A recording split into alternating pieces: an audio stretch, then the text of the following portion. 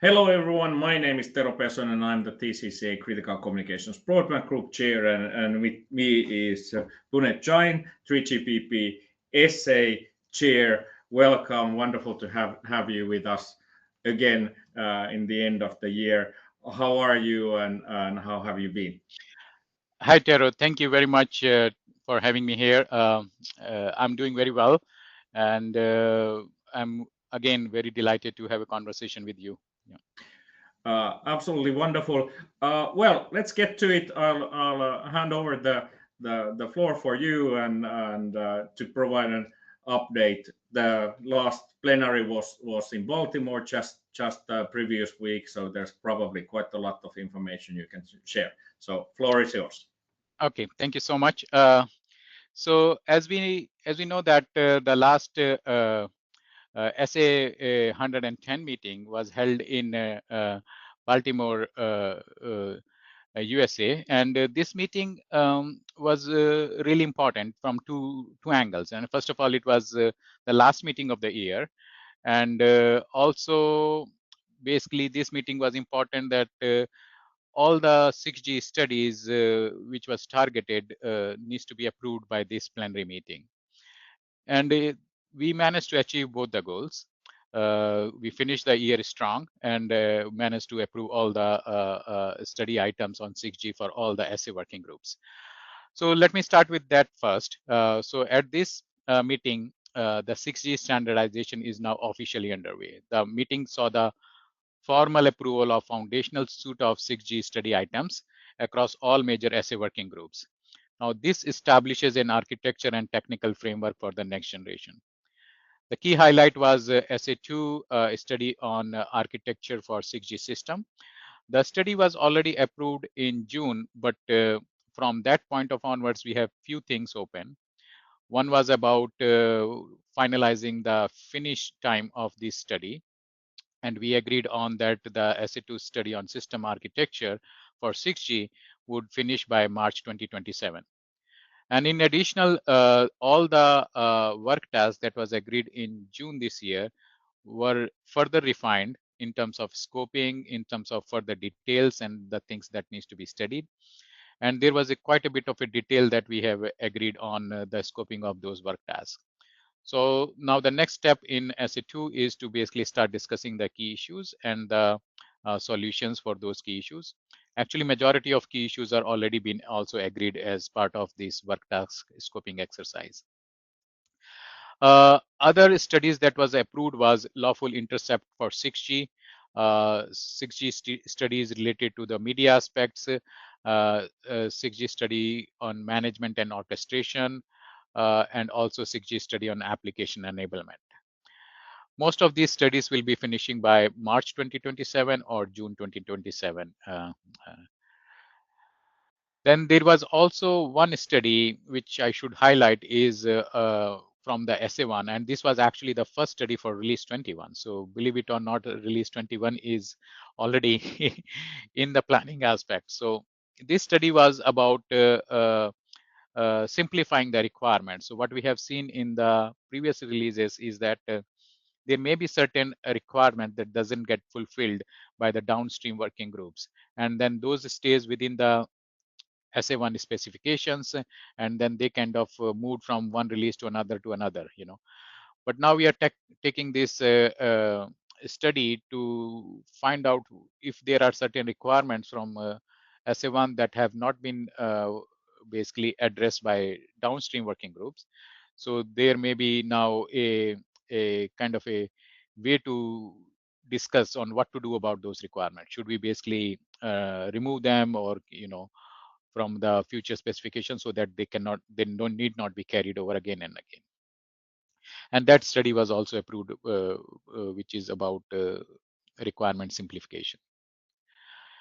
In addition to that, we also discussed the release 21 normative 6G roadmap planning aspects.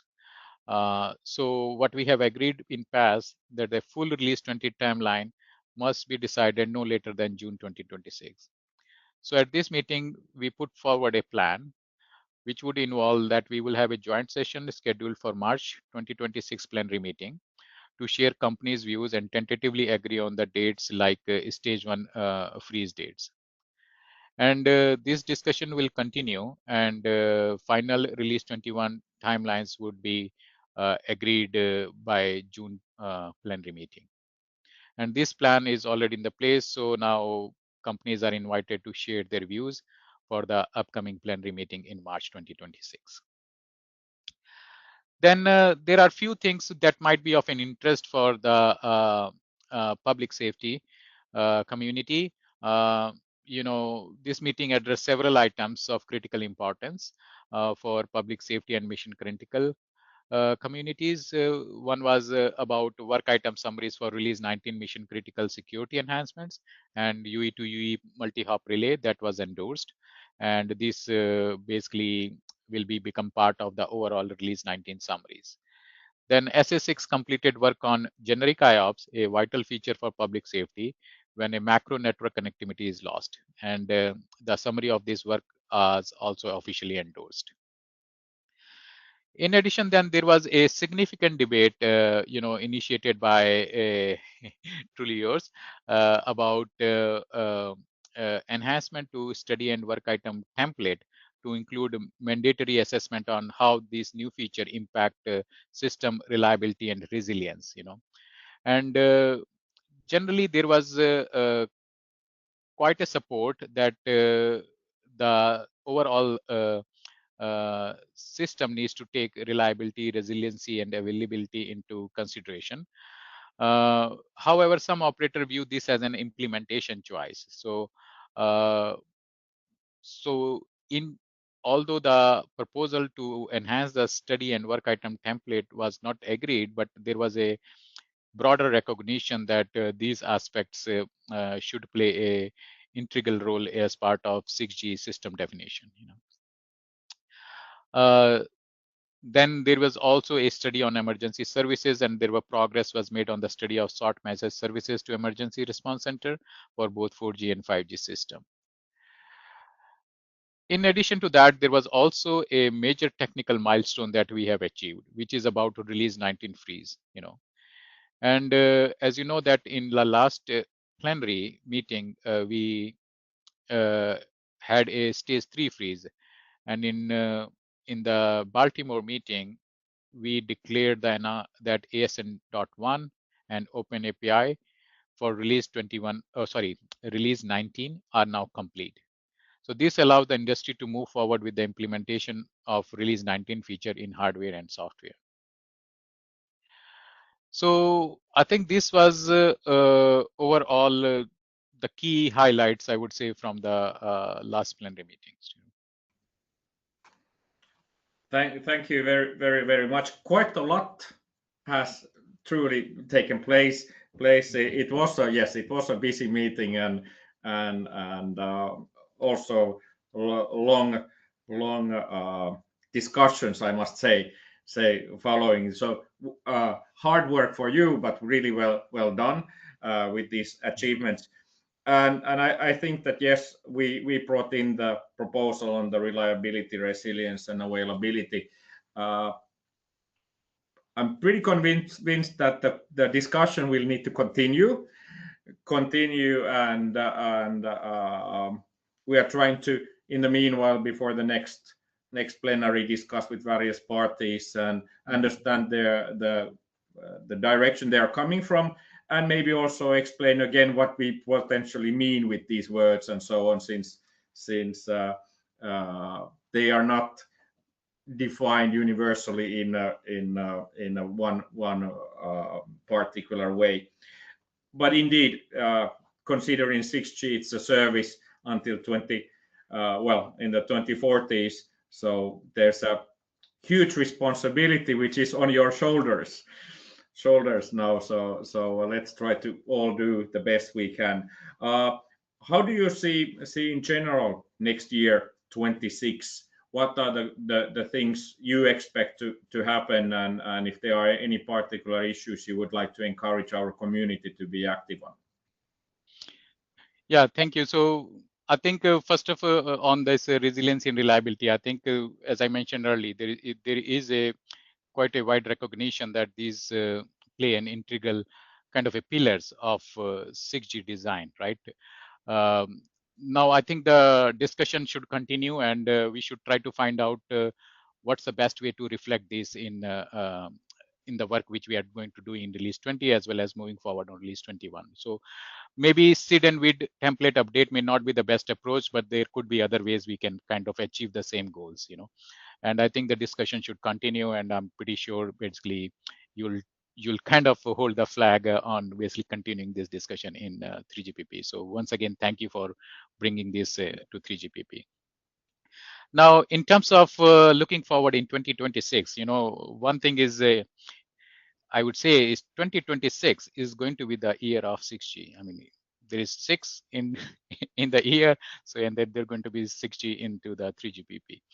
So the standardizing 6G is currently like urban planning for a city of a future, right? So we have finished debating what the citizens needs, like requirements, and have now approved the blueprints of foundational and utilities like architectures, media, application enablement, management and orchestration, security. All these kind of are the foundations of the 6G architecture. So release 21 will be the day the first normative bricks are actually laid. So what we'll see is that all these studies on 6G will gain the full momentum and would try to basically come to some conclusions towards the end, or maybe early in 2027. And at the same time, the discussions towards the end of 2026 would also start in terms of the normative work that we will see in release 21. So I think 2026 is going to be very busy and very exciting year, because this is the year which is going to actually shape up the 6G standardization work in 3GPP and beyond. Absolutely, and obviously from our side in our community, we will be moving into lots of the implementation and operational usage of these broadband-based mission-critical services in various countries. So we believe that when we are talking about the stage 1 requirements later on for release 21, but maybe most of all for release 22, then out of this practical use on the field, we will be able to come and say that, look, now we understand better what can be done with the technology. And in that sense, it's a wonderful news that release 19 can be now implemented. So those things which have been brought in the past can be then also eventually delivered to the users. So it's quite fascinating to see this continuum of things that on one side we are implementing something and making regulation and legislation and getting products in place, and in one side we are looking actually with the spectrum and so on actually very, very far into the future, and you are there in the middle of orchestrating all of this. So quite a task you have there. Yes, indeed, and I think this is going to be a effort where we not only welcome but very much encourage that all the key players comes together, because it's really important to have a collaborative joint discussions to be able to define a global unified 6G standards. And I'm sure mission critical and public safety communities will continue to play and engage in all the key discussions like you have always in past. So once again, thank you and for all your involvements, and we continue to look forward working with you. Yeah. Thank you very much, and thank you for joining today. All of you who are watching this, please note we cannot live without standards. So please support all this work. Please be active so that our needs can be delivered and taken into account. With this, I'd like to thank you again and wish you very good festivity season. Happy New Year, and looking forward to discuss with you again after March plenary, and then maybe hear more about the release 21 timeline.